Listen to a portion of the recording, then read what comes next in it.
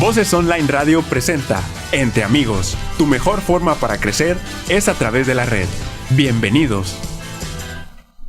Hola, ¿cómo estás? Otra vez gusto en saludarte. Te estamos proyectando este programa desde aquí, desde la cabina de Voces Online Radio. Estamos ubicados en el centro de la ciudad de Monterrey, en la calle de Platón Sánchez, 123 al norte, frente a la Plaza de la Luz. 321. Es al revés, 321. 321 en Platón Sánchez 321. A veces se nos va la cuerda esta, ¿no? Por estar en vivo. Y hoy vamos a platicar sobre células de cordón umbilical. Células de cordón umbilical, que es un tema muy importante más para la gente que está embarazada. Estas parejas que están embarazadas y que tienen una información no adecuada. Hoy vamos a tener de invitada a la ingeniero Joana Ojeda Flores. Ella es asesor científico responsable del área de genética de Banco de Cordón Umbilical. Ella es ingeniero biomédico por la Universidad de Monterrey. Tiene una maestría en ciencias en tecnología de células troncales por la Universidad de Nottingham.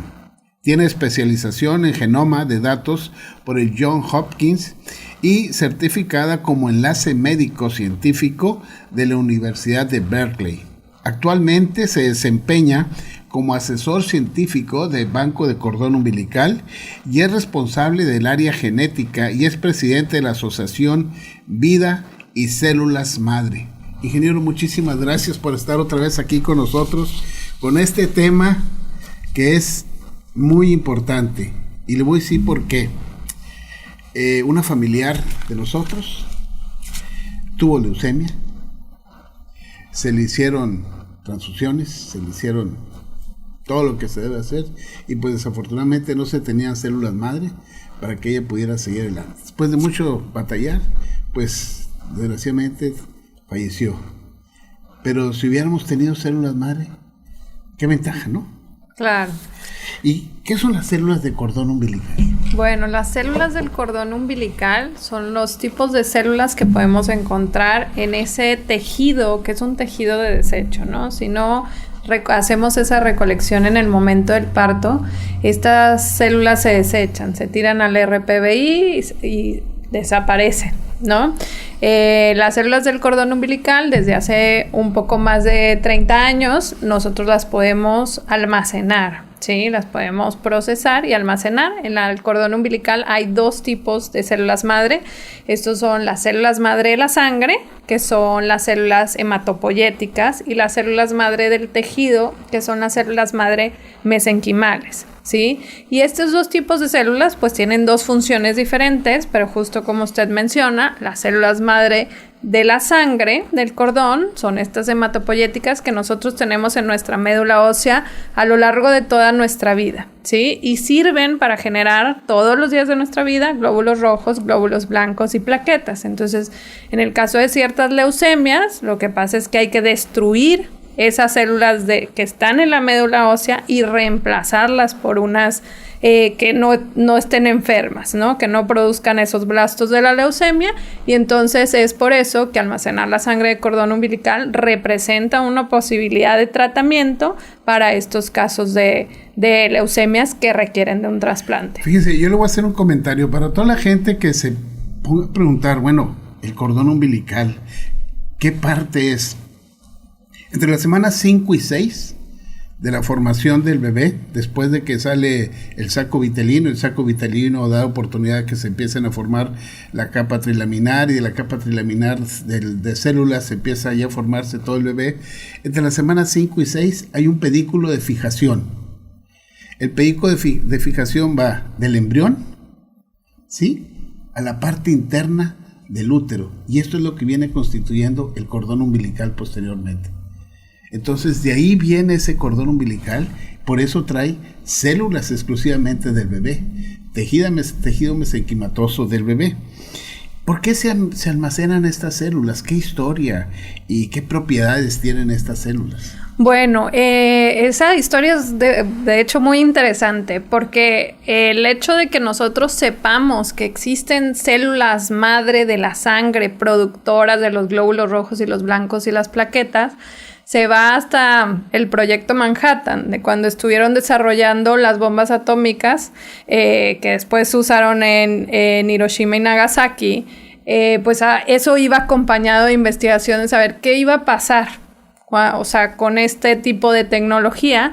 Y en investigación con ratones se dieron cuenta que se destruía la capacidad de producir glóbulos rojos blancos y plaquetas. Entonces de ahí empezaron a hacer investigación. Oye, pues ¿qué estaba pasando en la médula ósea? Pues existen estas células y estas células están ahí durante toda nuestra vida, nos sirven para producir este tipo de células, ¿no?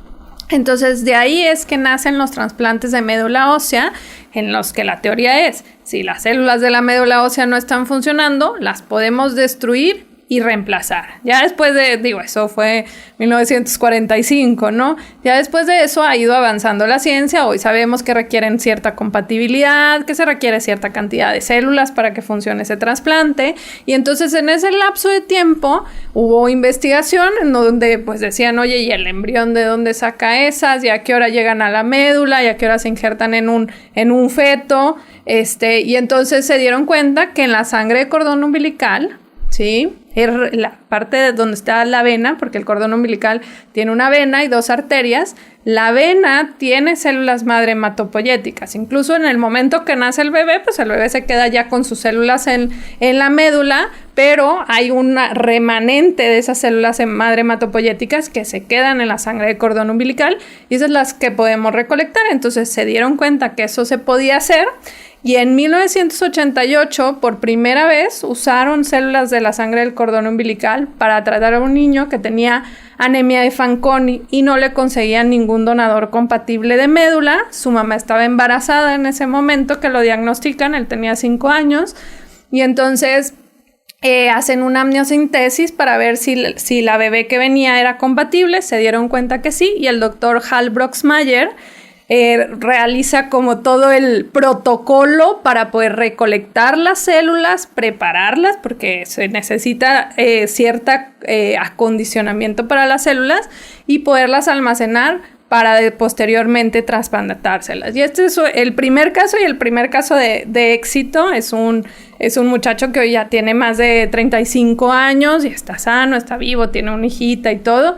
Entonces, a partir de ahí han habido muchos trasplantes que se han hecho con sangre de cordón umbilical para este tipo de enfermedades, en el que se reemplazan las células de de la médula ósea con células madre hematopoyéticas de sangre de cordón umbilical o de médula ósea. Específicamente con sangre de cordón umbilical se han hecho más de 40,000 trasplantes al día de hoy.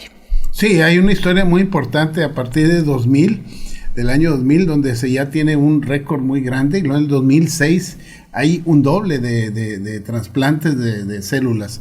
Pero en el caso de este pacientito, Fanconi, pues se trató las células e inmediatamente se procesaron y se administran. Ahora, pues no fue una administración inmediata. No, claro, no, se hace el manejo. Ajá. Se hace un manejo, se empieza a manejar, pero vaya, no tardó mucho tiempo en administrarse estas células. Sí, no, la hermanita nació en Estados Unidos, y a él el que le hace el trasplante es la doctora Elaine Gluckman, y ella estaba en París. Sí, entonces es poco tiempo. Uh-huh, sí. La pregunta es, ¿por qué se almacenan? ¿Por qué se almacenan? Porque no siempre el hermano que pudiera tener una enfermedad va a estar ya enfermo, ¿no? Al final, nosotros quisiéramos tener una bola de cristal y decir, no, en mi familia nadie se va a enfermar de esto, entonces yo no necesito estas células. Pero la realidad es que no sabemos en qué momento nos pudiéramos enfermar, de qué tipo de células pudiéramos necesitar, si va a haber un donador compatible, si a lo mejor el donador compatible en la familia ya tuvo alguna enfermedad que contraindica que pueda ser el donador. Entonces, para todas estas condiciones que no sabemos cuándo se puedan presentar, porque se pueden presentar a lo largo de toda la vida, a pesar de que nosotros relacionamos leucemias linfoblásticas a niños o trasplantes a niños, pues la realidad es que la mayoría de los trasplantes se hacen en adultos. Entonces su utilización es variada. Sí, o sea, no nada más aplica para las leucemias, son todos los problemas en los cuales las células de la médula ósea, esas células hematopoyéticas, están afectadas, que son cánceres de la sangre, leucemias, linfomas y mielomas, pero también puede haber anemias, inmunodeficiencias, problemas congénitos del metabolismo, talasemias, que es lo mismo, o sea, hay que destruirlas de la médula y reemplazarlas por unas células que sí funcionen correctamente. ¿Qué ventaja tiene una familia que almacena las células del cordón de sus hijos? Pues justo contar con una opción de tratamiento, ¿no? O sea, porque a la hora que se presente este problema, ¿sí? Va a haber, no inmediatamente cuando alguien tiene una leucemia requiere de un trasplante, ¿sí? Pero en el momento que hay el diagnóstico, que se dé el tratamiento y la respuesta indica que se va a requerir de un trasplante, pues el doctor lo que va a buscar es qué opciones para trasplantes tienes, ¿no? Entonces, ¿de dónde se van a poder obtener estas células? ¿De la médula ósea de un donador o de sangre de cordón umbilical? Entonces, ¿de dónde saco yo un donador que me quiera dar médula ósea? Puede ser de la familia, ¿sí? Si es que existe o está en las condiciones de salud para hacerlo, o de la sangre de cordón umbilical de un banco privado o de un banco público. ¿Sí? También hay registros de donadores de médula donde se pueden conseguir las células a través de estos registros internacionales y tal.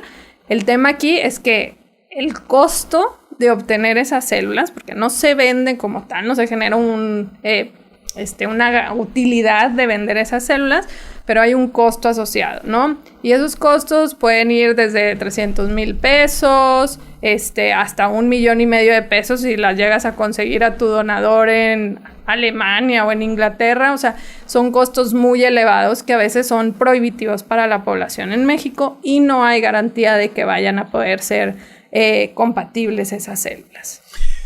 ¿Qué porcentaje pudiera tener un familiar directo de tener alguna enfermedad y que haya unas células de cordón umbilical almacenadas? Vamos a decir, el hermano mayor no alcanzó a almacenar células, pero el hermano menor sí almacenaron células.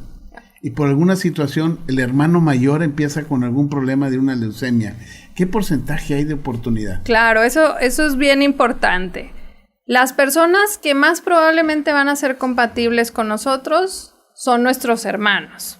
¿Por qué? Porque la compatibilidad, ese tipo de compatibilidad se hereda la mitad de nuestra mamá y la mitad de nuestro papá, ¿sí? Entonces nuestros hermanos pues tuvieron igual dos posibilidades de mamá y 2 posibilidades de papá que pudieron heredar. Entonces con cada hermano que yo tengo 25% de probabilidad de que sea 100% compatible conmigo, ¿sí? Entonces, si yo soy la más grande y tengo 2 hermanos y de esos 2 hermanos almacenaron la sangre de cordón umbilical mis papás, pues entonces yo con el hermano A tengo 25% de que él haya sido 100% compatible y con el hermano B tengo 25% de que sea 100% compatible. Ahora, una de las ventajas que tiene la sangre de cordón umbilical es que no requiere un 100% de compatibilidad. Se mide por antígenos, ¿sí? O sea, necesitas 4 de 6, que es como el 66-70% de compatibilidad lo que requieres. O sea, puede haber ahí unos poquitos diferentes y aún así la sangre de cordón umbilical se puede injertar, se puede funcionar en mi cuerpo durante el resto de la vida una vez que se trasplante. Qué importante eso, porque pues estamos dando una oportunidad de salud, una oportunidad de vida a un familiar directo. Ahora, estas son las células de cordón umbilical y las células mesenquimatosas. Ok, las células de la sangre del cordón umbilical son esas que se utilizan para esas enfermedades de la sangre, ¿no? Principalmente. Las células mesenquimatosas o mesenquimales son células que obtenemos de la gelatina de Wharton del cordón umbilical, que es una gelatinita que hay ahí alrededor de las arterias y la vena en el cordón umbilical.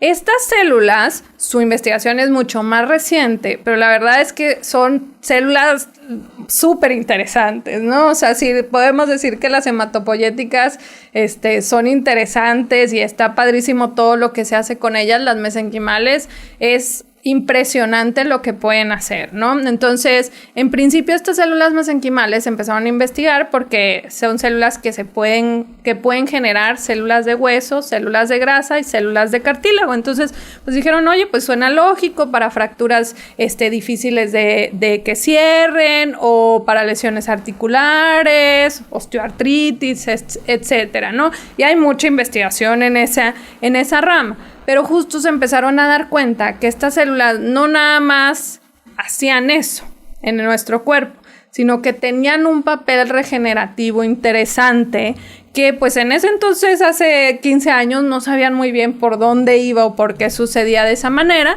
pero lo que sí es que se dieron cuenta que estas células podían migrar a donde hubiera lesión. Por ejemplo, si había un corazón infartado, migraban hacia el corazón. Si había una úlcera de pie diabético, migraban hacia el área de la isquemia. Entonces, donde había inflamación, donde había hipoxia o falta de oxígeno, falta de flujo de sangre, estas células migraban hacia ese lugar. Entonces dijeron, pues, ¿qué es lo que están haciendo entonces esas células ahí? ¿Para qué van? Si ahí no es como que van a regenerar un hueso, van a regenerar un cartílago.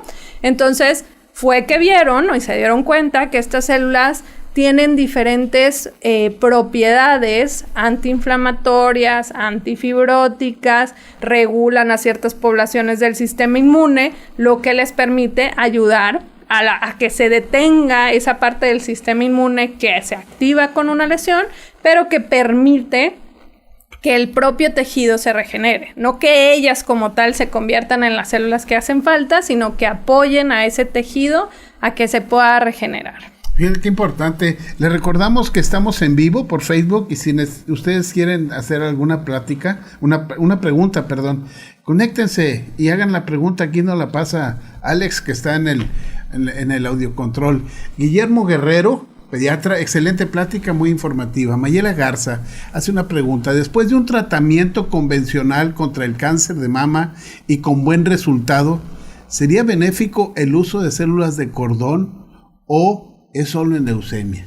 Ok, esa pregunta es bien importante porque muchas veces relacionamos el uso de las células madre en el cáncer y de hecho existe una contraindicación, sobre todo con las células mesenquimales, las del tejido del cordón, para utilizarlas en el cáncer, porque estas células lo que hacen es ayudan a las células cancerosas porque les dan ese potencial de generar nuevos vasitos sanguíneos para que les lleguen más nutrientes, tengan más energía. Entonces, si alguien ha tenido cáncer o tiene cáncer, no está indicado que se haga ningún tratamiento con células mesenquimales. Y en el caso de las células de la sangre del cordón, que estas células sirven para reemplazar la médula ósea, a menos que fuera un cáncer que hubiera causado la destrucción de las células hematopoyéticas de ese paciente, pues no se recomendaría usar células de sangre de cordón umbilical. Qué bueno, ya nos contestó muy bien el ingeniero. ¿Qué regulación en México se tiene sobre las células madre?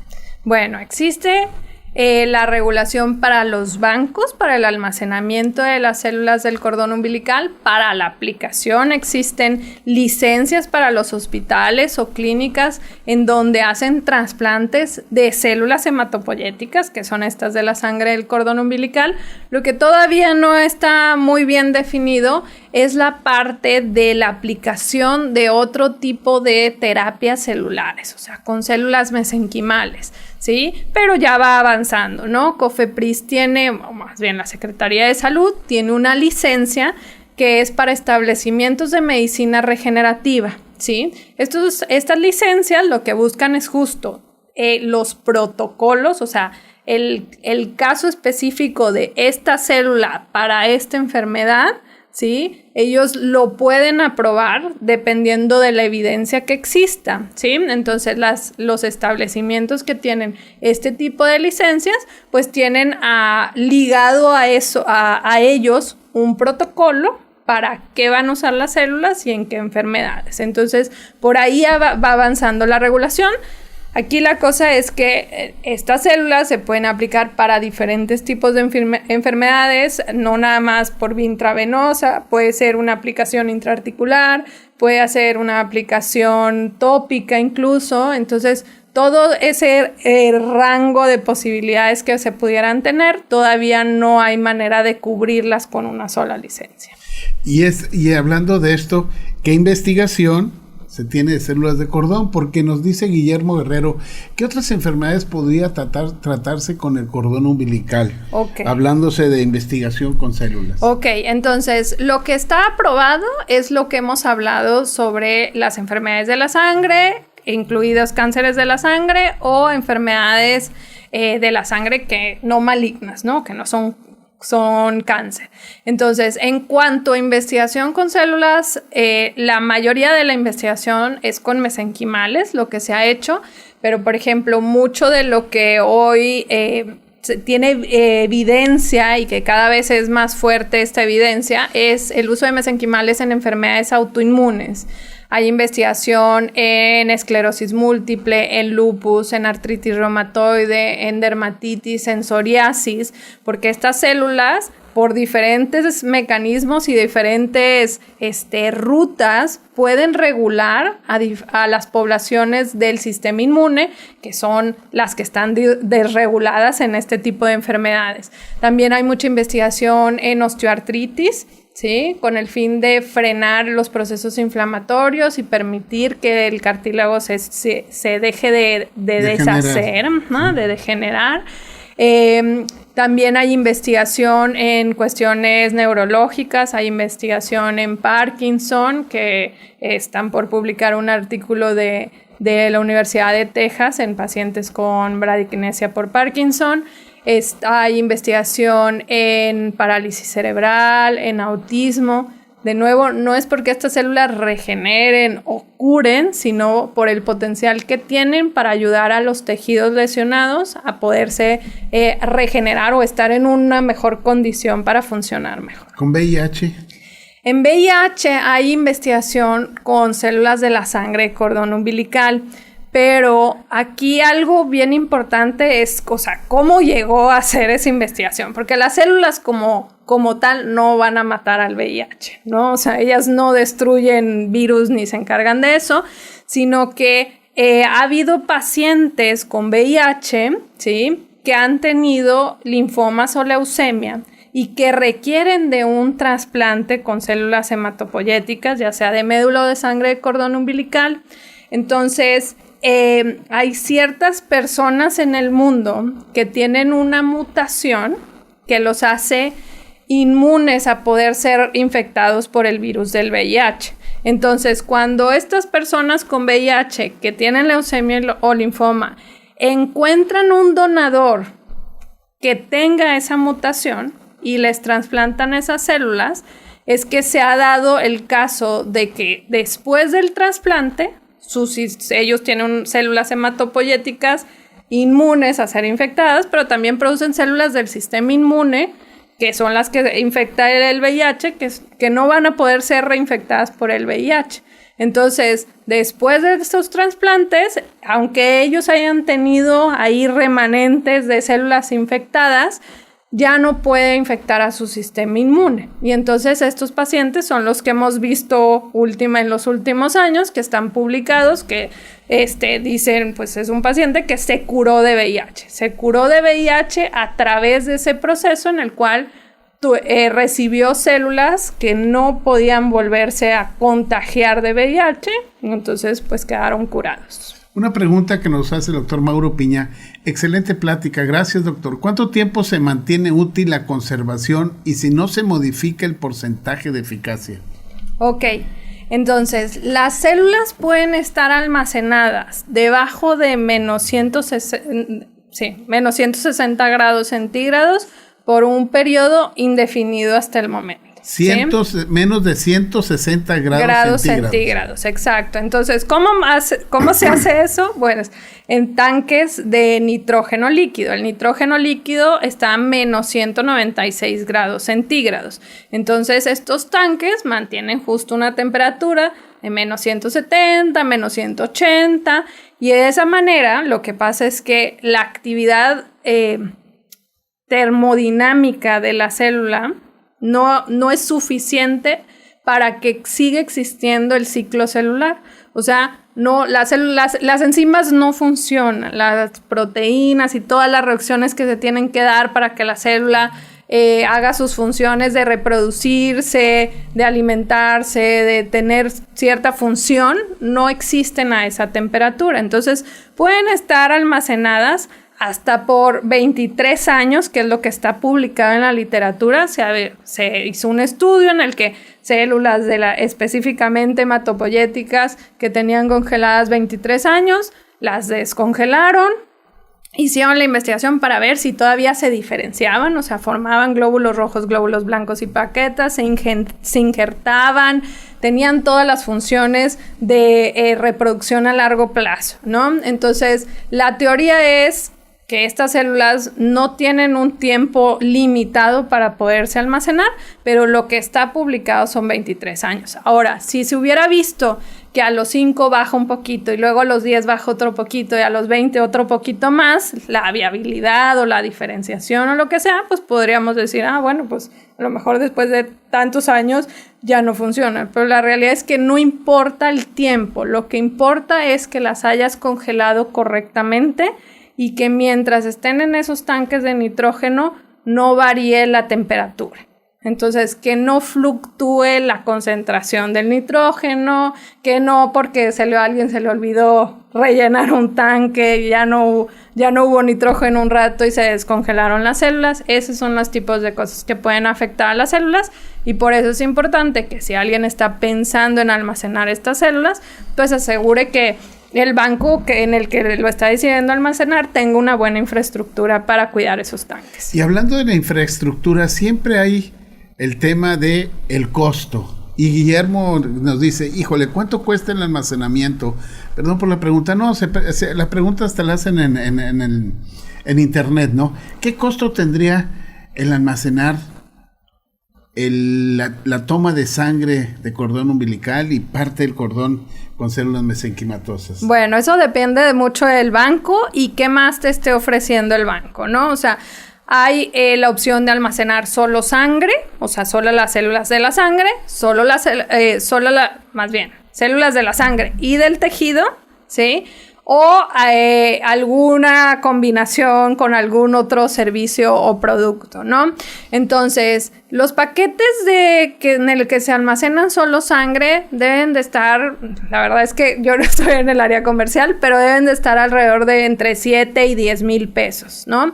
Los paquetes de sangre y tejido deben de estar alrededor de 20 mil pesos, ¿sí? Y esto incluye el kit para la recolección, el procesamiento, el envío, todos los estudios de calidad, la microbiología, los conteos, todo lo que se requiere para validar que esas células están en buenas condiciones para almacenarse, ¿sí? Y 1 año de almacenamiento.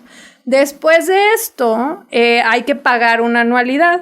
Pero ya esta anualidad debe estar alrededor de 2,500, 4,000 pesos lo que se paga, ¿sí?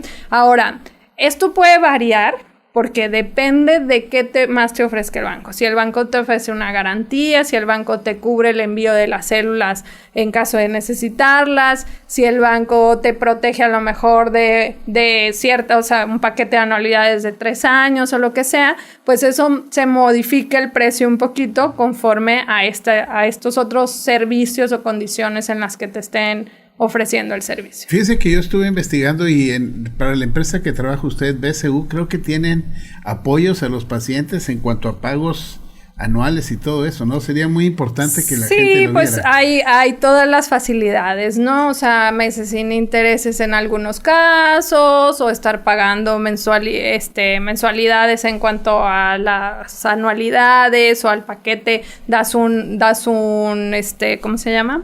Un anticipo, y ya después de que nace el bebé lo empiezas a pagar. O sea, hay diferentes condiciones y promociones. Y una parte importante aquí, como esto es un procedimiento a nivel internacional, el costo se los van a dar en dólares, para que la gente más o menos tenga idea de que el costo se los van a expresar a ustedes en dólares porque es un proceso que se lleva a nivel internacional. No me equivoco. Sí, es un proceso que se lleva a nivel internacional y también todos los reactivos que se utilizan para preparar esas células y para mantenerlas están cotizados en dólares. Entonces, conforme fluctúa el dólar, puede fluctuar es muy importante tener este punto de vista porque si vamos a hacer un proceso de eso, muchos medicamentos está evaluado a nivel internacional por dólares y los convierten en pesos mexicanos y de repente dicen, está muy caro. No es que esté caro, es que es un costo a nivel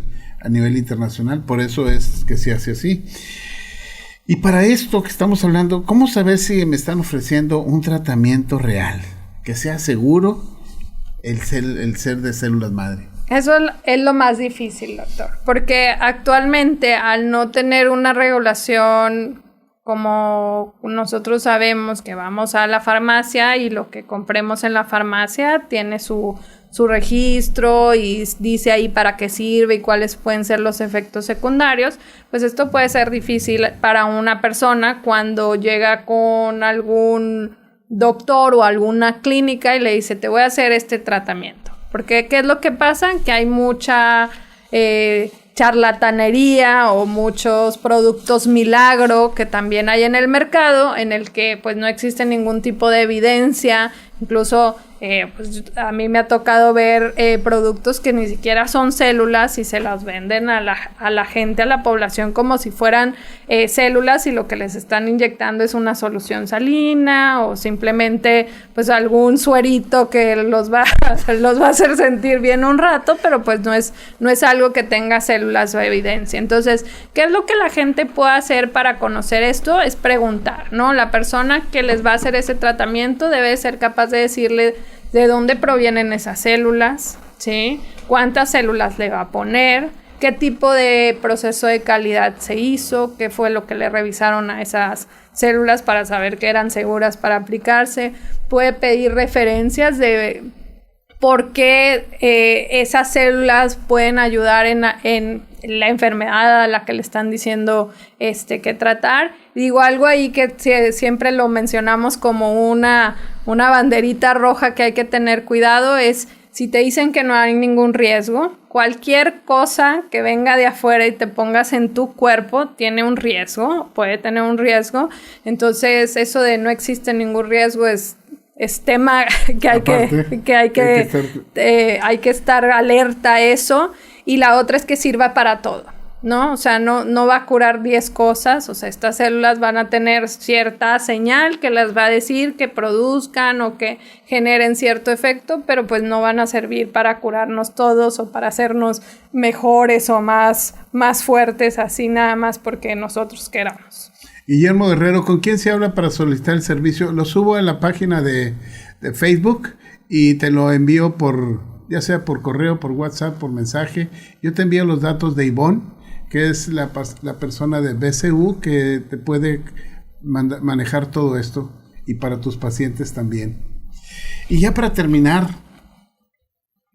¿algún comentario a la gente que nos escucha? Pues a mí me gustaría que todos hiciéramos conciencia y nos informáramos, leyéramos un poco más sobre el tema de las células madre, la medicina regenerativa. Es algo que nos toca escuchar a veces en las noticias o nos toca escuchar en las películas o en las series, pero la realidad es muy interesante, la investigación que se hace, el dinero que se invierte a nivel mundial para conocer más sobre cómo estas células nos pueden ayudar en enfermedades que hoy no tienen una cura o que no tienen un tratamiento que nos pueda ayudar, y que creo que todos como población somos responsables de saber, conocer y alertar cuando hay algo que no tiene sentido, que no tiene evidencia científica, y que pues procuremos quedarnos del lado de la ciencia y no buscar curas milagrosas a cosas que no son, ¿no? Si alguien está embarazada y quisiera donar esa sangre, ¿Hay lugares donde se puede donar esta sangre? Dependiendo de en qué ciudad nos esté viendo, es si existe algún banco público o no. Lamentablemente en México no hay tantos bancos públicos. Aquí en Monterrey hay, me parece que un banco público del hospital universitario. Del hospital universitario es el banco público donde se pueden acercar y toman la sangre, y luego posteriormente creo que ellos tienen cierta ventaja en caso que llegaran a necesitar esa sangre, pueden llevar un proceso administrativo, creo, y si ya utilizaron esa sangre, pues habrá algunas otras formas de tratar de ayudarlo, ¿no? Sí, exacto. Entonces, algo importante es que no se acerquen al banco o pidan donar ya que estén ahí en la sala de labor. Esto es un proceso que se tiene que hacer antes, porque justo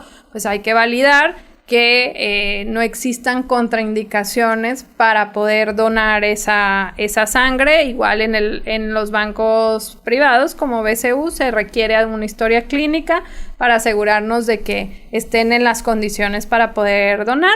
La verdad es que suelen ser enfermedades raras, tampoco es como tan común que no vaya a haber una persona que pueda almacenar las células de sus bebés. Redes sociales. Redes sociales, híjole, es así. A ver, en Facebook estamos como Banco de Cordón, en Instagram es BCU México, la página web es www.bcu.com.mx y el teléfono es 800-900-9900. Sí, muchísimas gracias. Ingeniero, qué amable el haber podido platicar esto, muchas preguntas. Creo que hay más preguntas que al rato nos llegan, todas trataremos de contestarlas y si no se las haremos llegar para que nos ayude y las contestemos. Gracias a usted, doctor, por la invitación y por el espacio. Sí, gracias, y sabemos que Banco de Cordón Umbilical ha apoyado mucho esta ciudad y tiene todo el interés de apoyar a la familia, aquellas parejas nuevas que quieren tener una reserva de sangre que puede ayudarles en el futuro. Claro, sí. Muchas gracias a todos ustedes. Les recuerdo que estamos en el programa Entre Amigos, en el audio control Alex Rivera, transmitiéndonos en las cámaras el buen Leonardo Menchaca. Nos despedimos el ingeniero Joana, un servidor Roberto Córdoba, y estamos con ustedes la próxima semana. Te recuerdo que este programa lo puedes ver en YouTube o lo puedes escuchar en Spotify. Si llegas a tenerlo en YouTube y te gusta, danos un like para que te sigan llegando todos los demás programas, o suscríbete y estaremos contigo. Hasta pronto. Voces Online Radio presentó Entre Amigos. Tu mejor forma para crecer es a través de la red. Escúchanos en la próxima emisión.